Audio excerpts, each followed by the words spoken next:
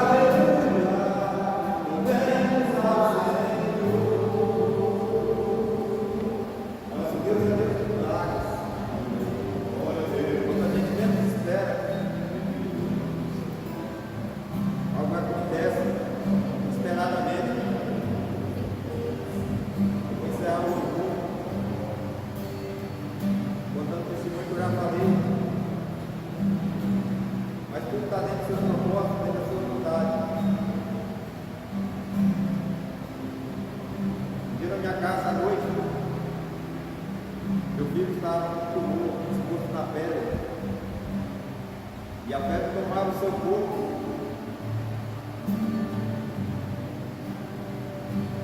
E eu cansado do serviço.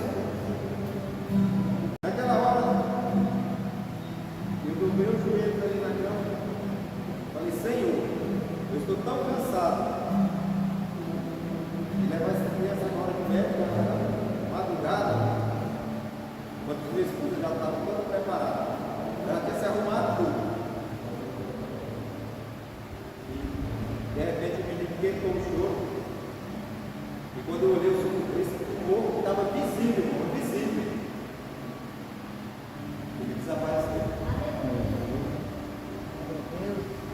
Tem coisas que a ciência não explica. Os médicos. Basta uma palavra de Deus lançada sobre as nossas vidas, em favor dele, a graça dele. Tudo muda, toda a situação muda. Já vi casos de pessoas que estavam impregnadas, não tinha mais jeito. Até estava dormindo, era para ter deixado o sinal. Aleluia. Mas quando o médico colocaram lá no time, estava tudo limpo. A ciência vem com seus microscópios de olho, milhões de aumento, tudo que há de tecnologia sobre a Terra. Não consegue explicar isso. Só o Senhor é Deus. Aleluia. Aleluia. Aleluia. Louvemos ao Senhor. Aleluia. Aleluia. Aleluia. Louvemos ao Senhor.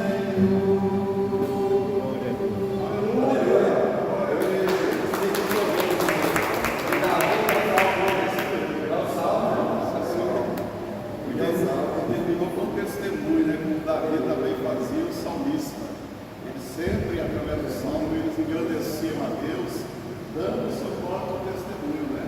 Em Salmo 40, quando Davi fala que ele havia esperado com confiança no Senhor, e o Senhor inclinou para ele, ouviu o clamor dele, estava dando testemunho de uma situação que ele estava vivendo, que Deus não trouxe livramento. Então, nós temos que fazer isso mesmo, é testemunhar, falar daquilo que Deus tem feito na nossa vida. Isso é uma forma de você engrandecer, né? Exaltar o nome de Deus. Aleluia. Amém, amados? Bom dia, paz do Senhor. Vamos fazer uma oração, vamos nos entregar a Deus nessa manhã, para que Deus fale conosco. Em nome de Jesus, Pai amado, nós queremos glorificar o Teu nome, exaltar, ó Deus amado, a Tua santa presença aqui nesse lugar. Que somos gratos, ó Deus, por cada um que o Senhor trouxe à Tua casa. Que o Teu Santo Espírito nesta manhã venha, Deus, derramar sobre nós graça, Deus, entendimento, revelação, Deus, da Tua palavra. Que a Tua palavra, Deus, ache lugar no nosso coração, que nós sejamos edificados por meio dela. Assim nós te pedimos, assim nós oramos e te agradecemos, ó Pai, em nome do Senhor Jesus. Amém e amém. Os irmãos podem sentar. Nós vamos ler a nossa Bíblia no Salmo, né? Deixe sua Bíblia aberta nos Salmos, a partir do verso 1 aí. Na semana passada, com a Santa Ceia, nós, ao invés de darmos aqui o panorama do livro, nós pregamos. Alguém lembra aqui que Salmo nós pregamos no domingo passado? Salmo 1, né? Falando sobre os justos e os ímpios, isso mesmo. Então nós pregamos na semana passada, hoje nós vamos aqui voltar a falar agora dos livros, né? Hoje vamos falar do livro de Salmos. A leitura que nós estamos fazendo anual, estamos estudando Salmos. E pensando no livro de Salmos, imaginemos aqui uma coisa, um livro contendo 150 músicas, né? Contando a história da nação de Israel. É isso que os Salmos né? É composto de 150 músicas. Cada salmo, na verdade, é uma música, é um cântico,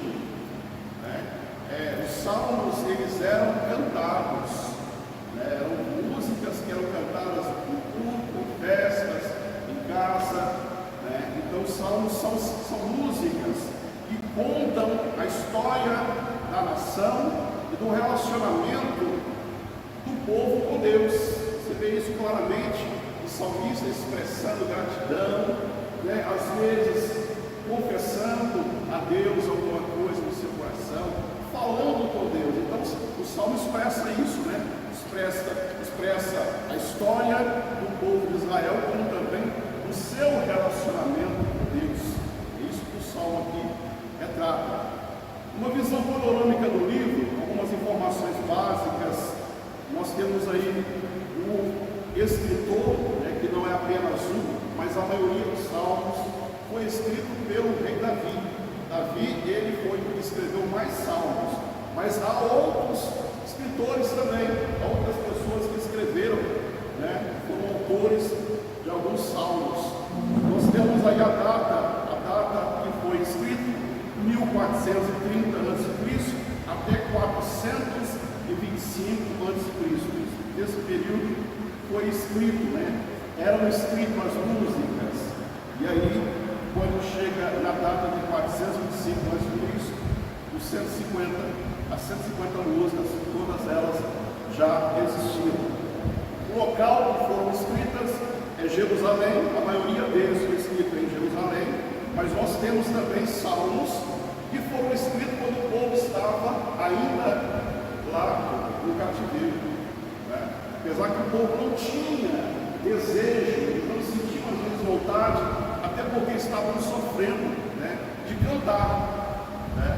Mas alguns, movidos pelo Espírito Santo, como existiram profetas, existiram também pessoas que, mesmo no meio da dor, eles expressavam a Deus adoração, cânticos a Deus. É o que nós temos que fazer também, né? Às vezes nós, quando estamos passando por uma dificuldade, não dá vontade de orar, não dá vontade de cantar, né? Não dá vontade de ler a Bíblia, mas nós temos que fazer isso, né? Então nós temos exemplo dos salmos que foram escritos na dor, no sofrimento, né? O versículo-chave de todos os livros de salmos é o Salmo 150, verso 6. Quem pode ler, por favor? Salmo 150, versículo 6. Poderíamos ter ele como o versículo-chave de todo o livro de Salmo. Amém. 150, versículo 6. Amém. Tudo quanto tem fôlego, louve ao Senhor. Louvai ao Senhor. É o último, né? Isso. O último salmo, o último versículo. Então, termina aí o salmo dizendo novamente: Tudo quanto tem fôlego, louve ao Senhor. Louvai ao Senhor. E é assim mesmo. Você está respirando? Está respirando? Com certeza, né? Se não estivesse respirando, estava morto, né? Então ele está dizendo: todo ser vivo que respira. Se você respira, você precisa louvar a Deus, você precisa adorar a Deus, você precisa cantar a Deus louvores. E a palavra-chave é louvor, né? Louvor. Vamos fazer aqui um esboço agora de todo o livro. Os Salmos, na verdade, é uma coleção poética que nos inspira muito. E esta coleção poética foi muito bem organizada e combina o tema predominante de cada divisão do livro dos Salmos com o livro do Pentateuco. Você sabia disso?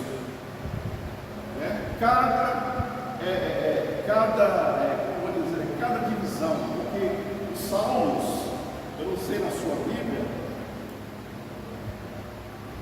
sua Bíblia, mas na minha, a dos Salmos ele é dividido por livro, 5 livros. O Salmo 1, por exemplo, temos o livro 1, que vai do Salmo 1 até o Salmo de número 41. Depois temos o livro 2, que vai do Salmo 42 até o 72. Depois nós temos o livro 3, que vai do Salmo 73 ao 89. O livro 4, que vai do Salmo 90 até o Salmo 106. E por fim, o livro 5, quinto livro, que vai do Salmo 107 ao Salmo 150. E cada um desses livros tem um tema predominante, um tema central, um assunto que é bastante falado em cada um desses livros. E cada assunto texto falando, é como se tivesse dividido ali o Pentateuco, começando em Gênesis. Vamos ver aqui que coisa tremenda é isso. Então, vamos lá, o livro 1, que é do Salmo 41, nós temos como autor Davi. Ele escreveu a maioria desses salmos, né? O tema é a criação.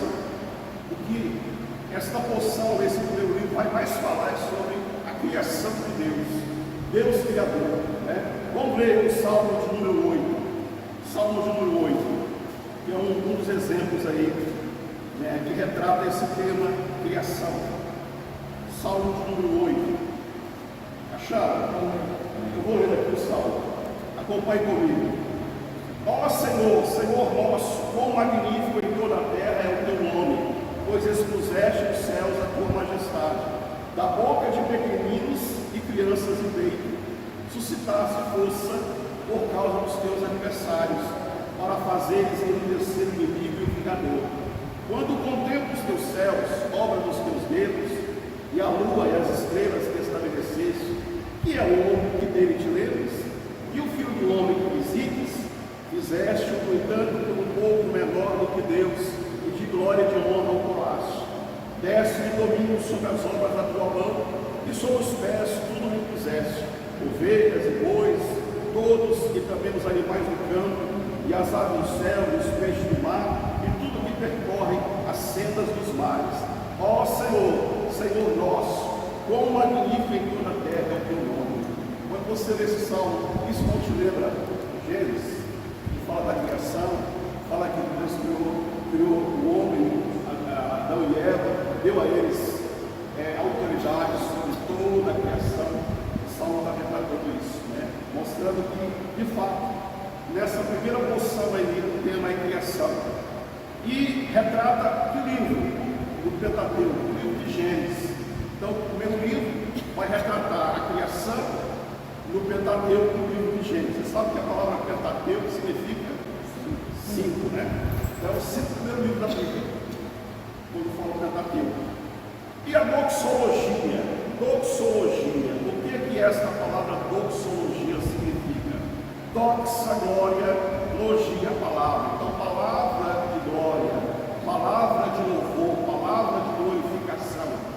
Então, cada salmo tem um texto que é a sua doxologia, né? Palavra de glória, de exaltação, de glorificação a Deus. Então, no primeiro livro, nós temos o Salmo 41, verso 13. Alguém, por favor, leia. Aqui está a doxologia desse primeiro livro, que é o Salmo 41, versículo 13. Bendito seja o Senhor Deus de Israel, séculos em séculos. Amém e amém. Então essa aí é a palavra que encerra a porção do primeiro livro. O segundo livro, que é o Salmo 42 ao 72, também, a maioria deles foi escrito por Davi. O tema é salvação e livramento, que é exatamente o salmo que eu gosto, que é o Salmo 46. Né? O Salmo 46 traz para nós aí esta palavra de salvação e de livramento de Deus. Quem pode ler o Salmo 8, que pode ler o Salmo número 46. Bem pausado. Olha que coisa linda.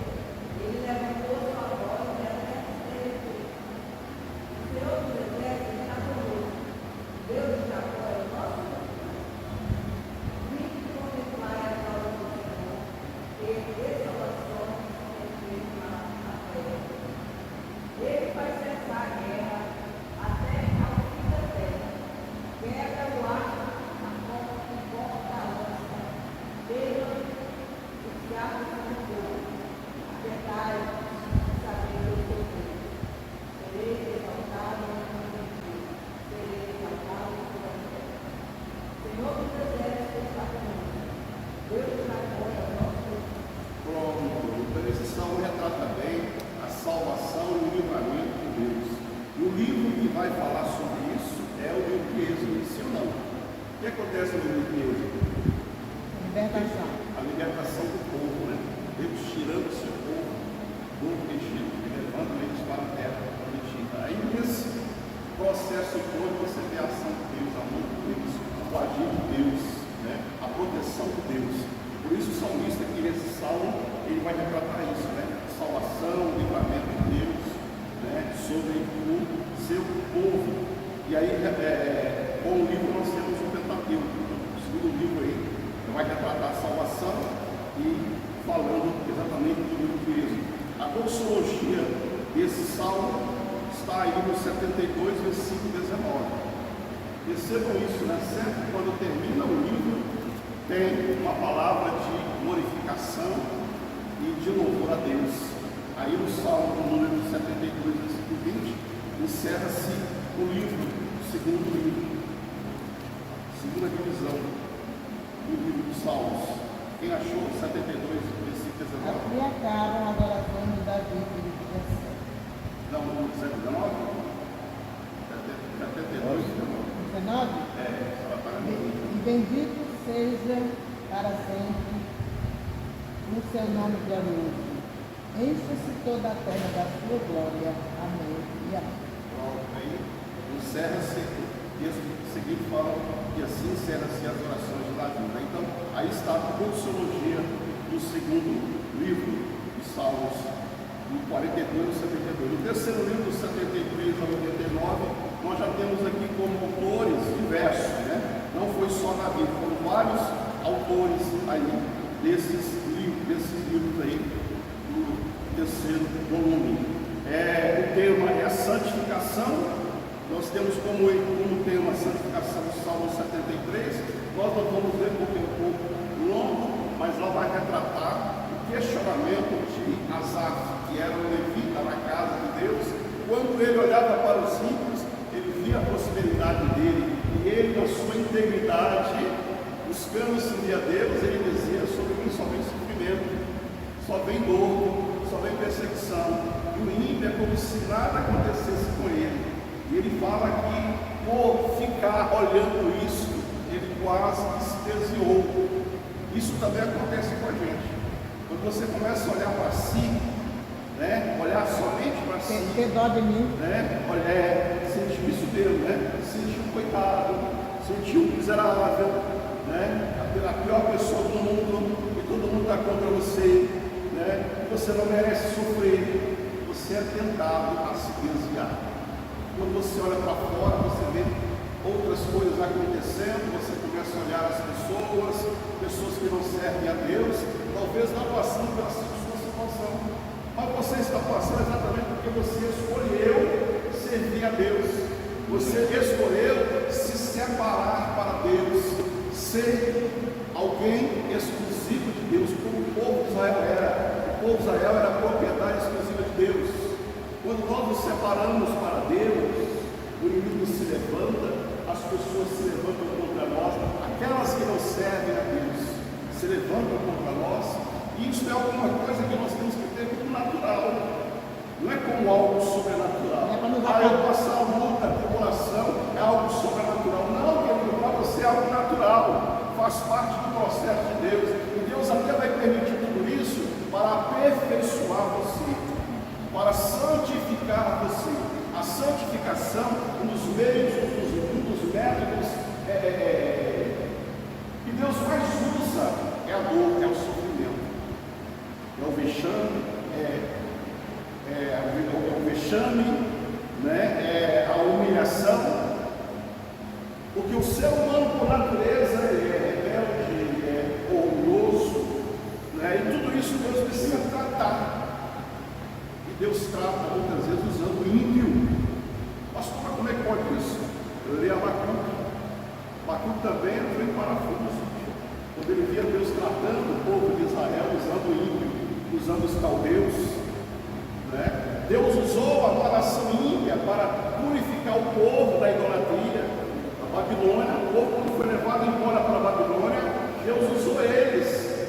Mas Deus não vai tratar eles? Vai, no tempo certo. No momento Deus está tratando nós, porque Deus está o quê? Nos preparando para nós nos encontrarmos com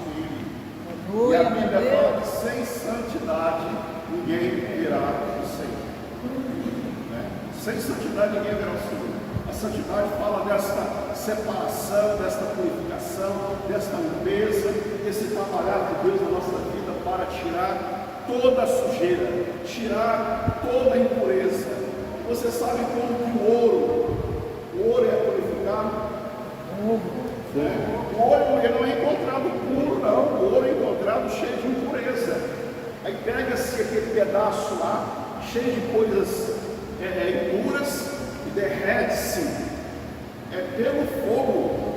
Assim você e eu também. Para Deus nós somos preciosidade. Você é algo precioso para Deus. Mas você é precioso para Deus porque Deus vê você precioso. Porque você mesmo muitas vezes não se vê. E as pessoas também olham para você e não te veem como preciosidade. Exatamente por causa das suas impurezas. E Deus que vê preciosidade como aquela pessoa, o ourives, porque ele pega aquela pedra bruta lá, ele fala aqui, isso aqui eu vou fazer um belo anel. Né? Como é que tem anel, tem o que mais? Pulseira, né? Aliança, brinco, o ourives faz. Mas ele pega o material bruto. Deus nos pegou o bruto. E Deus está nos aperfeiçoando, está nos limpando, para nos fazer pedras preciosas. Eu fico pensando assim, que eu acho que quando Deus pensa que a gente já está bem, aí a gente vai e volta. Exatamente. A gente volta. Na verdade, não é Deus que vê, nós que nos vemos assim, eu estou bem. Esse é o maior problema. Quando você fala, eu já estou bom, eu já estou perfeito. Preciso mais que Deus me Eu sou abençoe. cara, eu era e não sou mais. Você era, né? Você era pedra bruta, mas você continua ainda bruto. Porque se você fosse hoje já pedra preciosa, como Deus se vê, você já não estaria mais aqui. A igreja não foi arrebatada ainda, você não foi arrebatado ainda, porque nós não estamos preparados. Tem muita coisa para Deus fazer na minha, na tua vida. Quando Deus fizer, Ele leva, nós chamamos de arrebatamento. Então nós estamos vivendo esse tempo. O princípio de dores é a última tentativa de Deus na vida do seu povo. E o que nós estamos vendo nesse princípio de dores? Muita gente desistindo, muita gente jogando a toalha. Não é muita dor, muito sobre o sofrimento, é difícil viver nesse mundo. Mas você precisa viver até que chegue o momento que Deus te levar a igreja. Entendeu? Então, por que eu estou falando tudo isso? Nós estamos falando aqui, Pela santidade. Asaf. Pela santidade. Sobre Asaf, sobre a santidade. Então, na verdade, eu dei aqui um resumo do tema, né, do Salmo 73, onde Asaf ele viu isso. Mas de repente, o que ele fez? Ele foi para a casa de Deus. Ele entrou no templo e Deus mostrou para ele o que o diabo faz quando a gente está em luta, em tribulação. Ele quer nos tirar do templo, ele quer nos tirar da presença dele, ele quer nos afastar de Deus, porque ele sabe que quanto mais eu me aproximo de Deus, mais Deus vai revelar, mais Deus vai falar. Então ele quer cego e surdo. Né? Então Asaf entrou no templo, você depois pode ver na sua casa o Salmo 73. Então Deus pode mostrar para ele o fim do ímpio. Aí ele se arrependeu, porque ele falou coisas absurdas de Deus. Ele falou coisas absurdas da realidade que ele via. Que na verdade Deus está dando para o ímpio corda, para depois puxar a corda. Então a prosperidade do ímpio, a largueza, a tranquilidade, porque às vezes você vê muitas pessoas, vê muita injustiça acontecendo e nada acontece com estes, naquele dia eles terão que pagar. E pagarão todos que estiverem com ele. E Deus não quer você com ele. Deus não nos quer para juízo. Deus não quer que você seja julgado e condenado no último dia. Por isso que hoje ele está trabalhando, ele está moendo comigo. Ele está tratando comigo e com você, porque ele não quer que nós sejamos julgados por mundo. Por isso que hoje eu preciso examinar a mim mesmo. Preciso ter consciência dos meus pecados, pedir perdão a Deus, procurar viver uma vida de santidade, uma vida reta diante de Deus. Não estou importando o que está à minha volta, porque se eu olhar o que está à minha volta, eu me decepciono, eu fico desanimado como estava atrasado e jogo a toalha. Isso que eu quero ter. Vocês estão entendendo, gente? Então é isso que o Salmo aí, 73, traz para nós, que é o tema, né? É a santificação. O livro que retrata isso, o Pentateuco, é o livro de Levítico, que exatamente vai falar sobre isso. Ali Deus, quando ele coloca as leis, as regras, né? todo aquele regramento que você, quando lê o livro de Levítico, tem aqui um monte de leis, não pode isso, não pode aquilo outro, né? Deus estava preocupado com a santidade do seu povo, que o povo fosse de fato propriedade exclusiva de Deus, que o povo fosse, no meio das outras nações, diferente. Então nós precisamos também entender isso na nossa vida, né? Olha como que o livro de Salmo é rico em ensinamento, né? A gente lê assim sem perceber essas coisas. Não, né? eu nunca tinha percebido nada disso. Ó. Está aí para nós. Então essa terceira divisão do livro de Salmo aí traz para nós isso, né? Santificação, retrato do livro de Levítico, e a doxologia do Salmo 89, aí é o Salmo 89, verso 52. O último salmo aí, o versículo 52. Quem pode ler? Lembrando que a palavra doxologia significa louvor e glorificação a Deus. 89, 52. Bendito seja o Senhor para sempre. Muito bem, então está aí. O quarto livro, a quarta divisão dos livros de Salmo é o Salmo 90 ao Salmo de número 106. Também temos diversos autores, inclusive um deles, o Salmo 90. Sabe quem escreveu o Salmo 90? Moisés escreveu o Salmo 90. E onde Moisés escreveu o Salmo 90, quem sabe? Onde ele estava? No deserto. Naquele segundo momento, sabe, o primeiro momento foi quando ele levou o povo para a terra de Canaã. Quando chegaram próximo a Canaã, ele manda lá os espias para olhar a terra. Eles foram, voltaram com aquele relatório desanimador, somente dois, Caleb e Josué, que disseram: não, Deus vai nos dar essa terra. Os demais todos deram um relatório desanimador, dizendo que lá havia gigantes e que eles iriam ser comidos vivos. Aí isso trouxe desânimo para todo o povo. O povo se rebelou contra Moisés. E Deus então apareceu, interviu e falou: olha, sabe uma coisa? Esse povo não vai herdar a minha terra, a terra que eu prometi para eles. Quem vai herdar são os seus filhos. Volta Moisés com esse povo para o deserto. Aí de 40 anos passou-se mais 40 anos. E nesse espaço de tempo de 40 anos, toda aquela geração que foi rebelde, foi descrente, morreram no deserto. Morreram todos.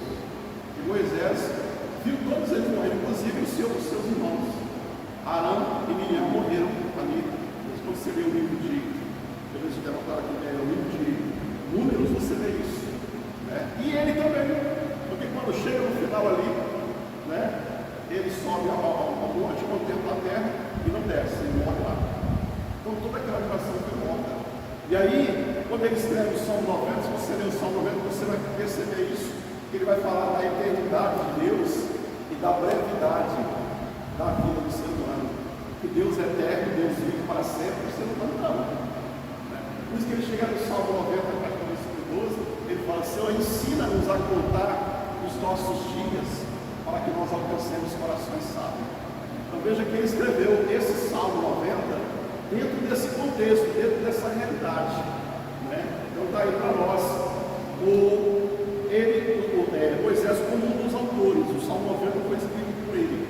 E esse salmo tem como tema a fidelidade de Deus, que é exatamente o Salmo 90. Ali mostra-se um Deus fiel. Apesar da desobediência do homem, Deus se manteve fiel. Apesar da rebeldia do homem, Deus continuou-se fiel. Você fala: mas como é que Deus continuou fiel se ele prometeu a terra e ele não deu? Deu.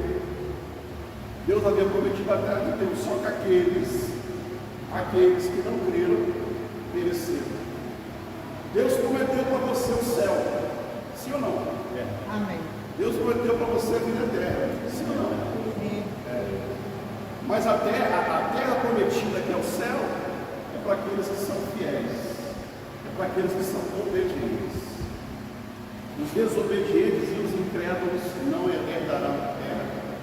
Nós tomamos como base exatamente Canaã. Entraram na terra somente naquela geração antiga, somente dois, né? Dois. Quem foi? Josué e Caleb. Os demais todos, inclusive o próprio Moisés. Ele fala, poxa, o Moisés todo e morreu lá na eternidade. Para mostrar que Deus não faz acepção de pessoa. Seu líder. Né? Naquele caso lá, diz respeito à terra física, nós aqui, a terra espiritual, né? Canaã celestial.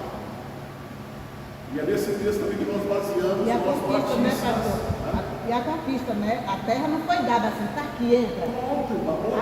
A conquista, né? Tem que conquistar a terra. Nós é o que nós estamos fazendo. Tem que Né? entrar pela porta estreita e andar pelo caminho apertado. E cheio de espinho no chão. Ai, meu Deus do céu. Mas tem que andar. Ele vai começar a segura, levanta de novo e continua fazendo esforço. O reino de Deus, a Bíblia diz que ele é tomado por esforço. E tem gente aí querendo herdar a vida eterna, sem ser ferido, sem ser machucado, sem passar por tribulação, por provação. Isso faz parte do processo da nossa caminhada na terra prometida. Aí sabe o que acontece com muitos? Aqui a porta estreita, o caminho apertado. Aqui está a porta larga e o caminho espaçoso. Ele fala, um dedo, ele quer ser amiga, né? A escolher. Não, ele não fica em dúvida. Ele vai para o que ele vê. Aqui é melhor porque aqui é largo. E o texto fala que são muitos. Ele fala, entre pela porta estreita e entre pelo caminho apertado. Porque larga é a porta, e espaçoso é o caminho que conduz para a perdição. E são muitos que entram por ela. Que nós queremos as facilidades, mas o reino de Deus ele é tomado por esforço. Bem lembrado, irmão. O Espírito Santo te inspirou agora para a gente colocar aqui no estudo. Não tinha colocado no estudo, não. Mas é uma realidade. Porque o povo de Israel não recebeu a terra de alvejada. Quando eles chegaram lá, eles acharam, Deus tem uma terra para nós. Tem, mas a terra não estava deshabitada. E lá havia moradores, não era qualquer morador, eram os homens zarrão, eram homens gigantes, eram homens grandes. Aquele povo teve que conquistar a terra, teve que expulsar de lá.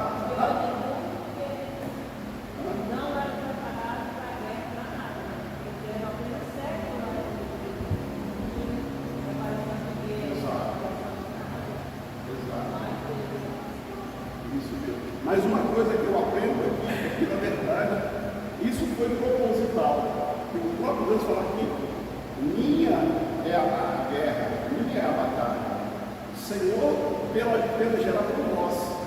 Lembra quando Gedeão, levantado por Deus para destruir os midianitas, ele convocou lá um exército enorme, eram mais de 30 mil.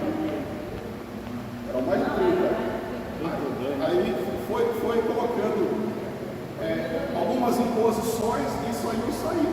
Por fim, sobrava 10. Ele até olhava e falou, o quê? Como é que eu vou vencer? Mas ele creu na palavra do Senhor, ele creu em Deus. E ele venceu aqueles 300. Mas não foi ele, não foram os 300. Foi Deus.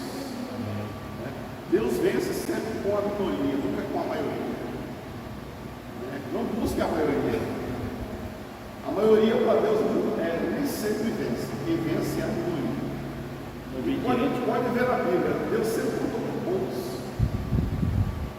Quem revolucionou o mundo todo de então, na época, evangelizando? Foram 12 homens, contando com Paulo, e Judas traiu Jesus. Se enforcou, E Paulo assumiu o lugar.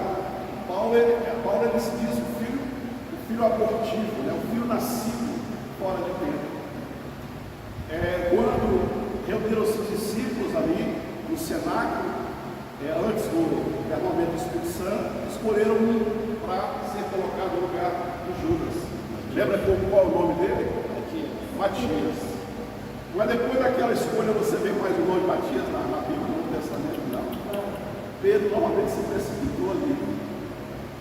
Tinha que esperar, porque estava para se converter ainda o 12º, que era o apóstolo Paulo.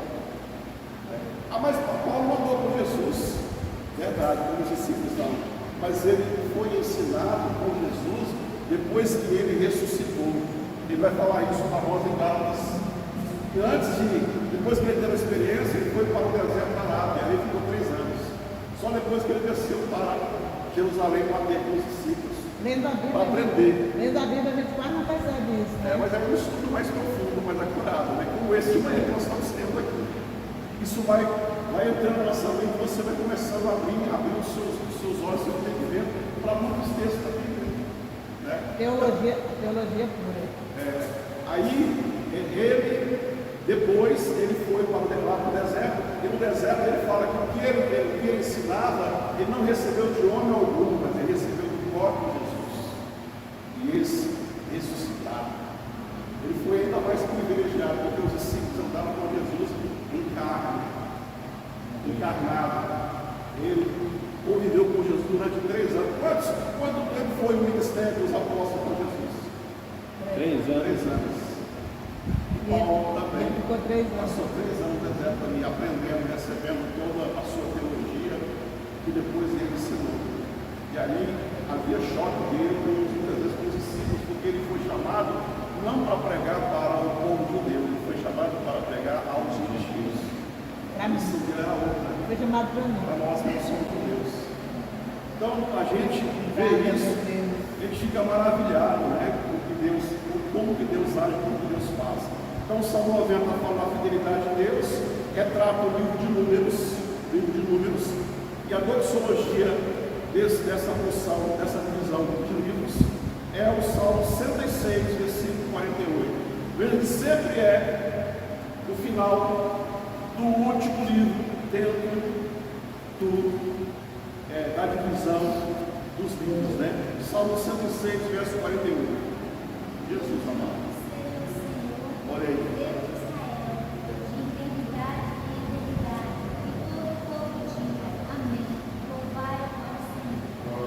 Assim se encerra a 4ª porção do livro.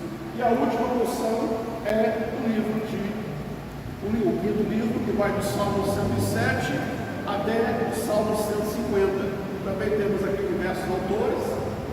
Vai retratar o tema desta porção de livros, a lei do Senhor. O salmo-chave que vai falar muito sobre a lei do Senhor, qual que é? Qual que é o salmo que fala mais sobre a lei do Senhor? Sobre os mandamentos do Senhor, sobre os estatutos do Senhor. Ninguém sabe. Salmo 119.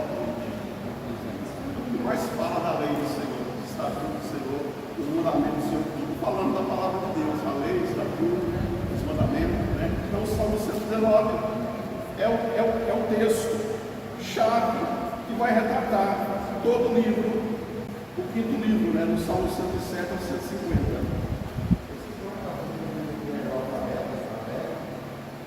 O seu bem, aqui eu queria isso. Estava procurando a minha Bíblia, cara. Eu vou falar disso agora mesmo. Você tem aqui, que legal. Daqui a pouco eu vou falar isso aqui no final. Eu pesquisar também, esqueci.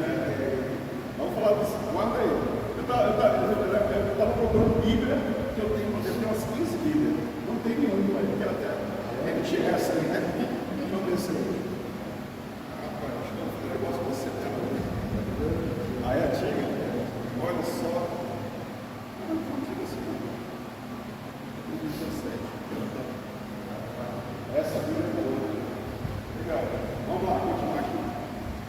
O que tem nela que não tem na minha, pastor? O que tem nela? Novo. Em porções do Salmo tem alguns termos que são as letras do alfabeto hebraico. As letras do alfabeto hebraico. Aí tem uma porção e tem uma letra. Em Salmos, né? O nome de uma letra. Outra porção e o nome de outra letra. Aqueles cristãos em Aleph, só que na verdade é simplesinho, é Aleph, né? Tá, vamos chegar lá. Guarda isso aí. Não, é grego não, Então, olha aí, o quinto livro então vai retratar o livro Deuteronômio, que é exatamente a repetição de toda a lei. Nós vemos lá os 10 mandamentos em Êxodo, depois em Deuteronômio você vai ver novamente falando um pouco dos 10 mandamentos. Por quê? Porque Deuteronômio, na verdade, é uma repetição. Deus está repetindo para o povo. E por que Deus faz isso com a gente? A gente não esquecer. A gente é esquecido, né? A gente é esquecido. Eu gosto muito de ver o Antigo Testamento, porque é toda uma história. O povo peca e se arrepende, Deus perdoa. O povo peca e se arrepende, Deus perdoa. Meu Deus, que luta.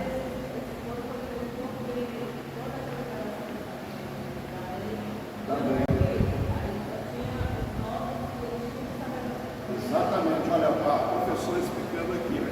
Outra coisa importante também para a gente falar, que agora, além de Deuteronômio, passou-se números, agora é a outra geração, e aquela geração, na época que foi dado os mandamentos, alguns estavam no ventre de suas mães, outros nem ainda eram vivos, né? Então, o que acontece? Deus, então, através de Moisés, vai repetir tudo aquilo que ele havia falado aquela geração que está repetindo, né? Novamente não é ela. Muito bem.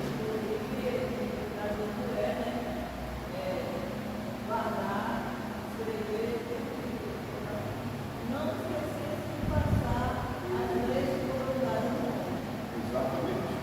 E Moisés foi um dos que acompanhou Moisés, né? Josué foi um dos que acompanhou Moisés em todo o seu trajeto, tudo que Deus deu para ele. Josué estava sempre junto, porque era moço.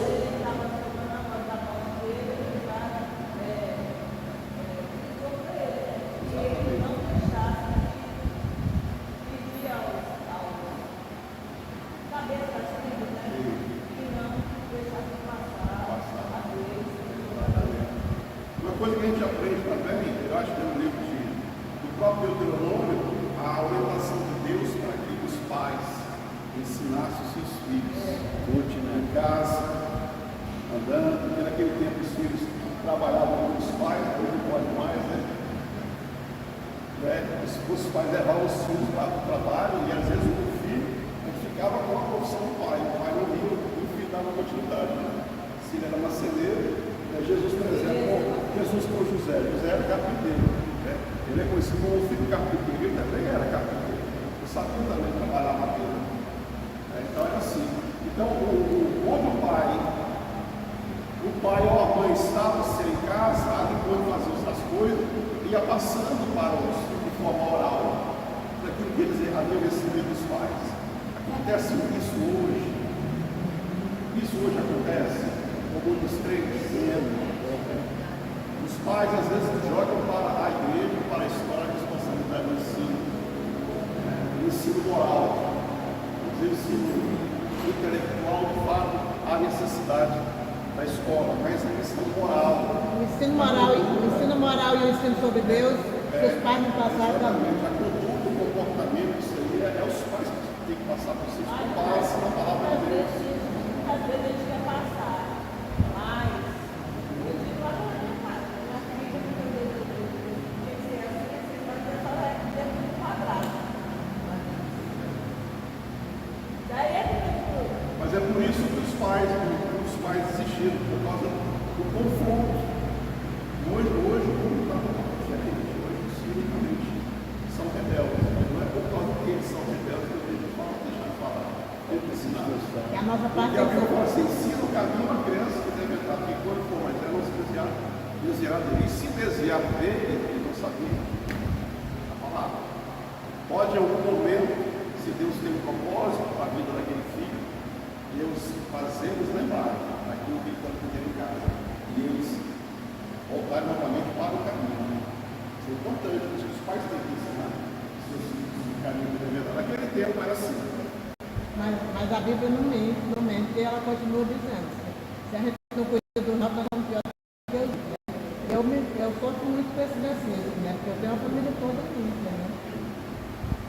Se a gente não cuida dos nossos, quem são os nossos? É a nossa família, né? Mas o cuidado não é você assumir a responsabilidade de convertê-los. Isso não compete a nós, compete a Deus. O que eu tenho que fazer enquanto pai, mãe, Cada um dará conta. esposa, marido, é pregar, é falar. Mas não apenas falar, mas viver. Porque se eu falo e não vivo, a minha palavra cai por terra. Eu falo uma coisa no fim, mas eu falo outra coisa, e vai ficar mais com aquilo que eu estou fazendo do que eu falo. É muito importante o testemunho dedicado, né? Cuidado que eu tenho que ter em relação a eles, né? Dar atenção a eles, priorizar eles. A gente aprende o seguinte, que dentro de uma ordem de prioridade, primeiro Deus. Segundo, se eu sou casado, se eu tenho esposa, tenho filhos, família. Depois, meu trabalho. E quarto, igreja. Deus independentemente de eu estar aqui ou não estar, ele tem que estar na minha vida em primeiro lugar. Onde eu estou com ele, buscando ele, eu tenho vida com ele.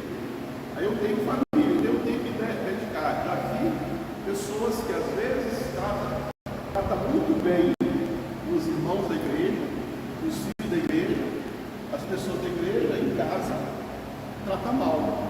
Não É trouxe, desse sentido. não trouxe Deus para dentro de casa. Ela é desse sentido, que a pessoa é uma coisa aqui em casa é outra.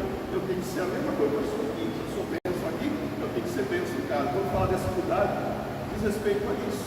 Né? Não é eu querer salvar ao casar. Se eu estou dando testemunho, se eu tenho eles como prioridade para mim, saio, né? Os pais saem com os filhos para passear, né? Tem tempo em casa para brincar. Ah, não tem tempo, eu tenho que trabalhar. Mas o trabalho teu é a terceira prioridade. A segunda prioridade é a primeira trabalho é a tua família. E tem muitos pais que perderam os filhos da por isso, porque não tem tempo para eles, porque tem que trabalhar, faz hora extra, não tem um tempo para sentar, para brincar, para contar uma história, para perguntar o filho está. Então, não perderam os filhos, porque deixou eles em último plano. Então, primeiro Deus, casado, família, depois trabalho. Mas igreja não é prioridade, está dentro das prioridades.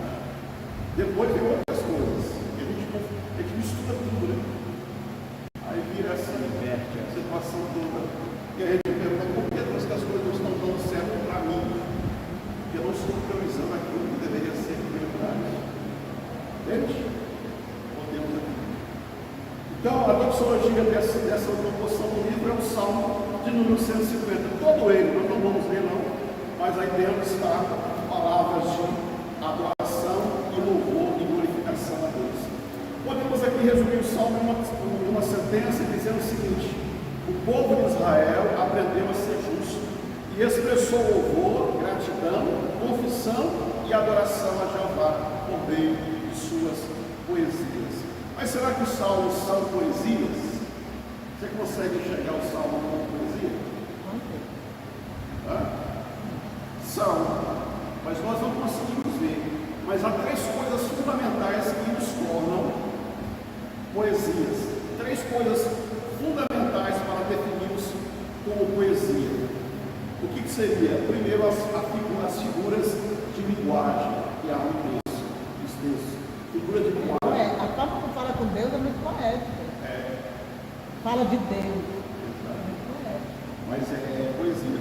Primeiro, figuras de linguagem. O que são figuras de linguagem? São expressões e maneiras de usar palavras fora do sentido natural e concreto. As figuras de linguagem mais comuns no Antigo Testamento são metonímia. O que é metonímia? A metonímia substitui uma palavra por outra. Por exemplo, nós temos, Salmo 50, versículo 19. Quando lá fala, sua língua trama. Já viu língua tramar? Mas por que ele usa essa figura de linguagem no sentido de metonímia? Porque, na verdade, quem trama é a pessoa, mas aqui usa uma parte do corpo para falar para a pessoa toda. Né? A língua, no caso, é de uma pessoa. Então, é a pessoa, corpo para falar da pessoa como um todo. Na verdade, ele está falando de uma pessoa que trama, mas o texto fala a língua trama, é uma figura de linguagem usada na poesia. Viu bem? Salmo 50, versículo 19.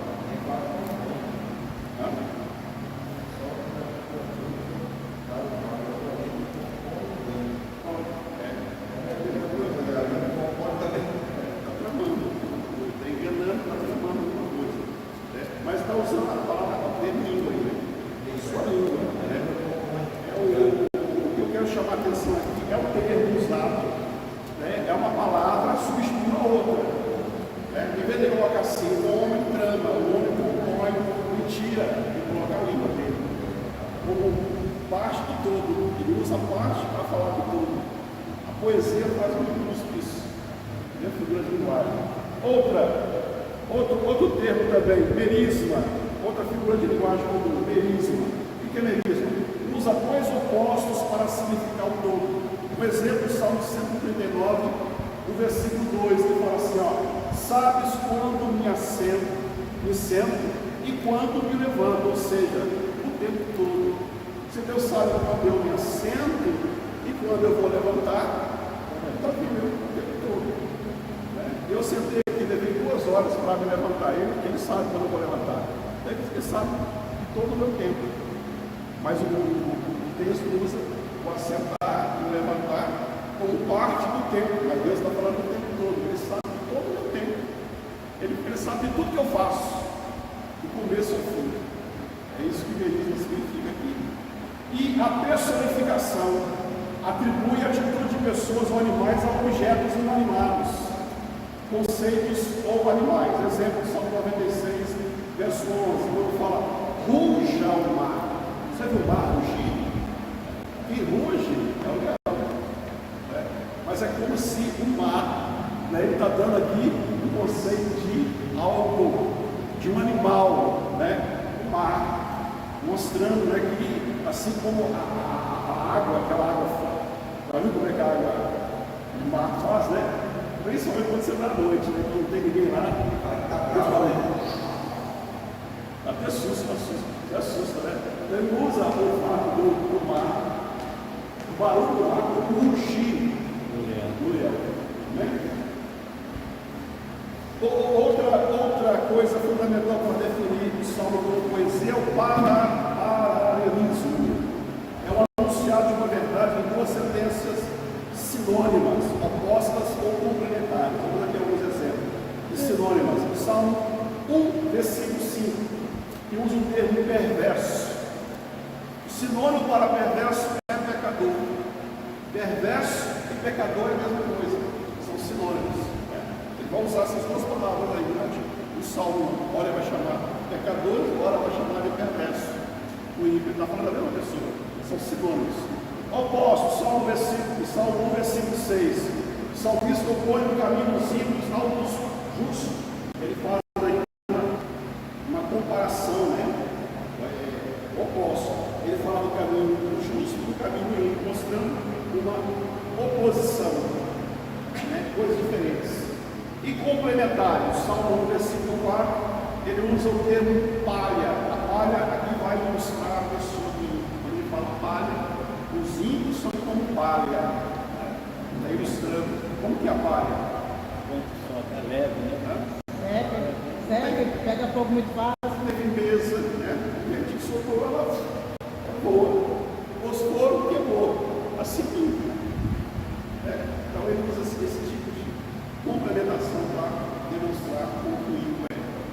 Isso tudo é utilizado em poesia. E por fim, o acróstico, aqui para onde chegar. O acróstico. As linhas ou estrofes do salmo ensinam cada uma com letras em ordem alfabética, segundo o alfabeto hebraico, que compõe 22 letras. Exemplo, Salmo 119, aí nós temos as 22 letras do alfabeto hebraico. Eu você lê o Salmo 119, e eu contei, não tinha essa letra aqui que eu também tenho, mas eu peguei as letras escuras. As letras escuras, se você contar as letras escuras, né, o começo e termina, começa onde você contar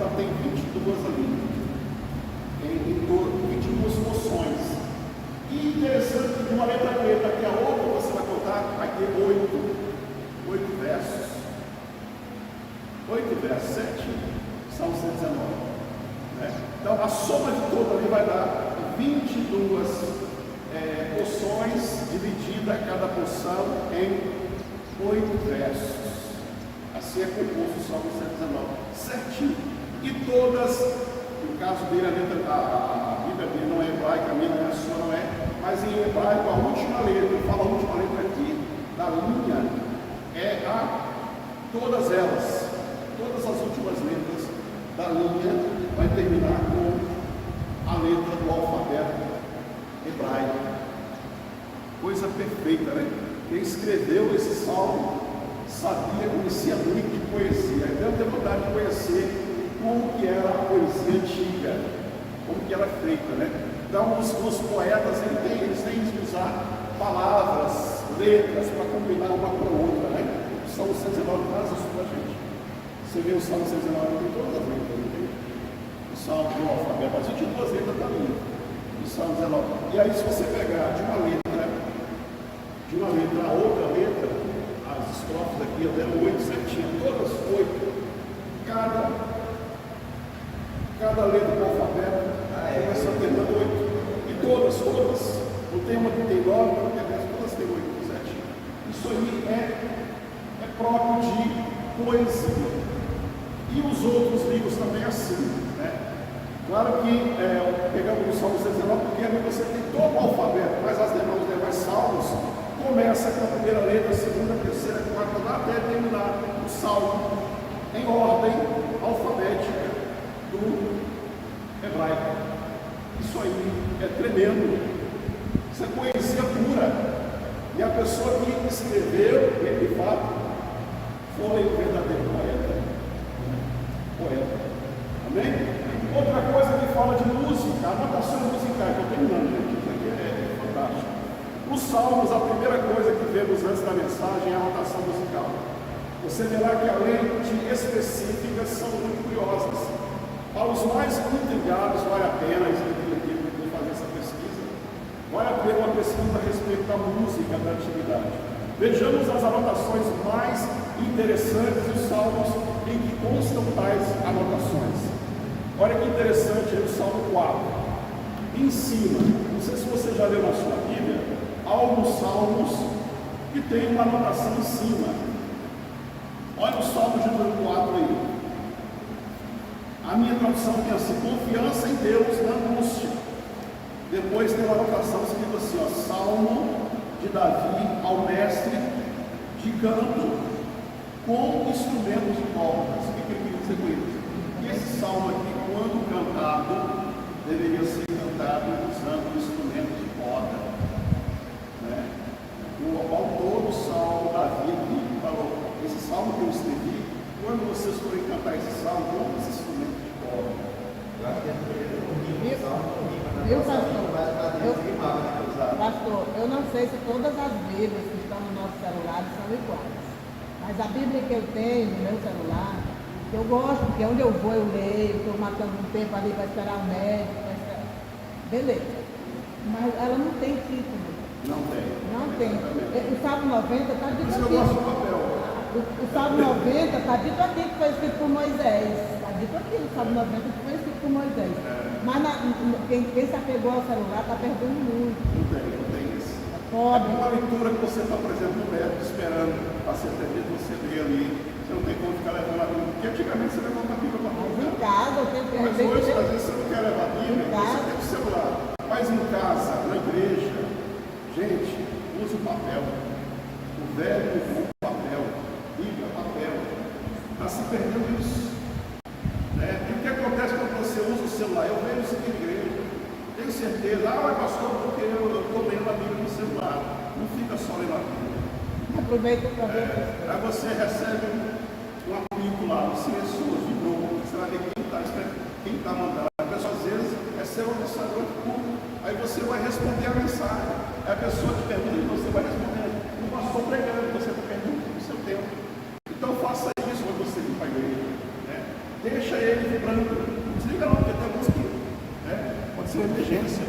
Deixa ele vibrando, colocando no bolso. Vibrou, tem uma olhadinha para ver que é urgência, então saia, vai lá fora, tempo. Se não é alguém te fazer alguma pergunta, nem responda. Depois, quando terminar o culto, você, olha, eu não te respondi na hora porque eu estava participando de um culto, estava em audiência com meu Deus. Aleluia. A gente se esquece isso, que quando você entra nesse lugar, aí eu falo, Deus está no seu santo templo, cala-se diante dele toda a terra.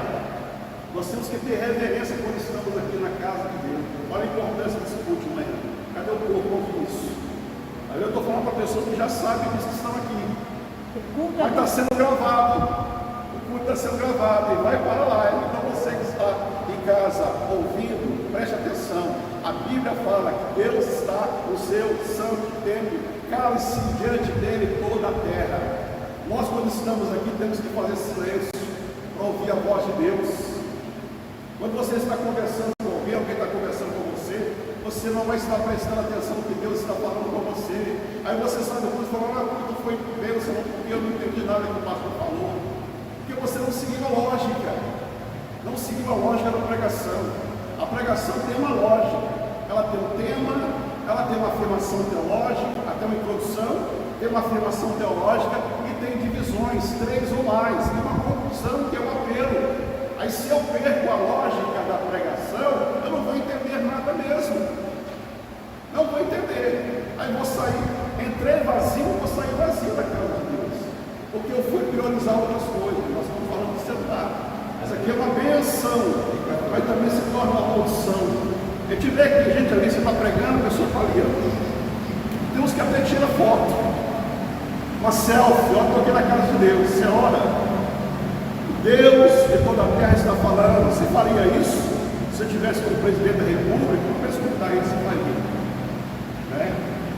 Mas é uma autoridade. Você faria isso na frente de uma autoridade? A autoridade está falando com você, você está conversando com o outro, falando no celular. Quero ver se faz. Mas com Deus nós fazemos isso. E depois reclamamos porque Deus não nos abençoa. Ah, eu fui no culto para ser abençoado, não saí abençoado. Porque você não foi buscar uma bênção, você não foi buscar o Deus que abençoa. Você está tendo isso. Estava usando o celular que eu para comunicar com ela. Eu estava comunicando com ele, correndo no celular. Então já virou altar, mas nós temos que ter mais cuidado. Porque nós somos aqui no altar, porque, por exemplo, você não quer ser criticado, não quer ser chamado a atenção, fala. A gente às vezes como liderança a gente é criticado, trabalhando a gente. Então se você não quer ser alvo crítica, de perseguição, não esteja em evidência. Quem está em evidência precisa entender que você tem que exemplo. Tem que ser exemplo. E se eu não estou sendo, as pessoas vão falar, e as pessoas estão falando de alguma coisa que eu não estou fazendo. É crítica por crítica, mas às vezes é porque eu estou fazendo, não estou dando um testemunho. E a gente então precisa ter mais cuidado, líderes de celular, às vezes conversando lá fora, aí depois você vai chamar a atenção de alguém, você logo embora, você está falando um pouquinho comigo, você estava logo denunciando, fazendo isso. Então a gente tem que tomar muito cuidado quando a gente é liderança. A atenção está na metralhadora para todo mundo aqui. É para a igreja, para a liderança também. Então temos cuidado com isso. Então veja, voltando aqui, outra anotação, o Salmo 5. O Salmo 5 dá uma outra orientação aqui. Qual é a orientação que dá? Salmo 5. Salmo número 5. Aí é o mestre de campo para flautas. Aqui ele vai dizer, olha, esse hino aqui, esse cântico, precisa ser cantado usando flautas. Flautas. Entendeu? Outra anotação, o Salmo de número 8. Salmo de número 8. Ao mestre de canto, segundo a melodia, os lagares. Salmo de Davi. O que significa isso? A palavra melodia, segundo a melodia, os lagares aqui, mostra que eles deveriam empregar uma melodia conhecida para ensinar verdades novas. Uma melodia conhecida por todos, era tipo o jingle, né? Jingle, que é alguma coisa, uma música conhecida. Então, pega essa melodia que todos conhecem para cantar em outra, para que a pessoa preste atenção, que a pessoa conhece a melodia. ser ensinada através daquela música. Olha aqui, a música melodia é para que essa música fosse cantada com a melodia dos vagares, que é um outro cântico que tinha lá para eles cantarem. E por último aí, o Salmo 53, onde nós temos a notação musical que deveria ser cantado com o uso de citar. O que é citar? Eu tive que pesquisar. É um tipo de instrumento. Você conhece o que é citar? É solto. Tocar, não sei o que é citar, mas é um instrumento. Então esse louvor, esse cântico, esse salmo deveria ser cantado com citar. Agora também temos os vocais. Interessante que a Bíblia faz menção de duas vozes, dois tipos de voz, os sopranos e os baixos. O Salmo de número 46 fala da voz soprano. Veja aí o Salmo 46. Como que deveria ser cantado? Com que tipo de voz? Quem achou? Pode ler. Em cima. Ao meio de canto, os filhos de Corá, em voz de soprano. Olha aí, cantar com voz soprano. Sabe o que é a voz soprano? Como é que é a voz soprano? É a voz mais aguda. Soprano é a voz mais aguda. Diante do trono, como é que chama aquela cabelo diante do trono? Ana Paula, ela é soprano. É a Jéssica também, não sei. Não é aquela voz fina, aquela voz. Soprano foi o que agora? Aguda. Um pouco mais grave. Vai subindo, né? Mas é igual a voz nessa voz que é aguda, né? E ela vai subindo, não é isso? Subindo. Então é uma voz aguda. Agora, fala também do baixo. Eu não achei aqui na revistinha, fala, mas eu não achei. Mas fala também da voz baixa, a voz do baixo. A voz do baixo é o contrário do soprano, né? É a voz grave. A voz grave. Né? A Bíblia fala dessas duas, né? Tem outra e as outras, né? Tem as outras, né? Tem a soprano, tem a baixo, qual que é a outra? Mas a Bíblia fala só disso tudo, eu fiquei pensando, será que os salmos eram cantados apenas agudo ou grave? Só agudo e grave? Acho que não. Mas faz aqui menção da voz soprano, faz menção da voz baixo. As outras não falam, mas com certeza também as outras não falam. Então você vê que Davi era músico, né? Davi, quando ele colocou as músicas, ele colocou como ia cantar a música. Fala da cítara. Hã? Cítara. A cítara. A cítara, não sei o que é a cítara. Eu fiz a pesquisa. Mas aí o texto fala cítara, deve ser alguma coisa de sopro, né? Ou de bater, não sei. Mas depois nós vamos procurar saber se você tiver o celular, que você vai ajudar a achar. Quem tiver aí, cadê os pesquisadores aí? Muito bem. E temos também os litúrgicos. Os litúrgicos. O Salmo 92 fala do cântico para o dia de sábado. Então, o Salmo 92 ele era cantado no sábado, diante do bar. Se eu terminei tudo, acho que foi as explicações aí que foram sendo dadas e nós não terminamos. Mas basicamente é isso, Salmo, né? Salmos traz para a gente assim, uma riqueza de detalhes. E no Novo Testamento nós temos também muitos salmos, faz-se menção dos salmos do Novo Testamento. Nós temos 112 citações do Novo Testamento dos salmos, né? Dos evangelhos, nas cartas de Paulo, né? Nós temos citação, Apocalipse também faz citação dos salmos. Então veja que os salmos faziam parte da vida do povo judeu, como também da nossa vida. Precisa fazer parte em todos os momentos. Nós precisamos, de fato, ler a Bíblia, ler salmos e aprender com Davi e muitos que escreveram para nós essas poesias tremendas, maravilhosas. Amém, queridos?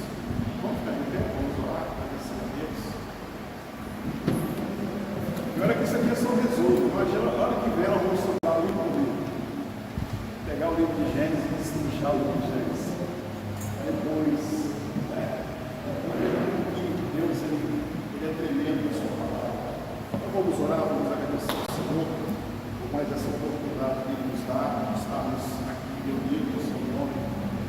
nós vamos caminhando, né, mantendo em fé, servindo a esse Deus maravilhoso, que é digno de todo louvor, de toda honra, de toda glória, de toda a nossa oração. Agradeço a Deus mais uma vez, o privilégio que Ele te deu, que Ele nos deu, estarmos aqui nesta manhã, podemos aprender com o seu santo tempo. Aleluia. Pai amado, nós queremos glorificar o teu nome, queremos te exaltar, Senhor, mais uma vez, por mais esta oportunidade. Pedimos que tu continues conosco, nos abençoando, Deus, e conduzindo-nos a cada dia mais e mais na tua presença. Senhor, nós queremos também nesta hora, Pai, oferecer a ti a nossa fé, os dízimos. Pedimos a tua bênção para cada pessoa, cada vida que vai contribuir e abençoar a tua obra. Assim oramos, pedimos e te agradecemos. Em nome de Jesus. Amém. Amém. Amém. Vamos adorar a Deus. E enquanto adoramos, se você trouxe uma oferta, pode fazer em nome de Jesus. Salmo 121. Levanto meus olhos para o monte e pergunto de onde vem meu socorro. Levanto meus olhos para o monte e pergunto de onde vem meu socorro.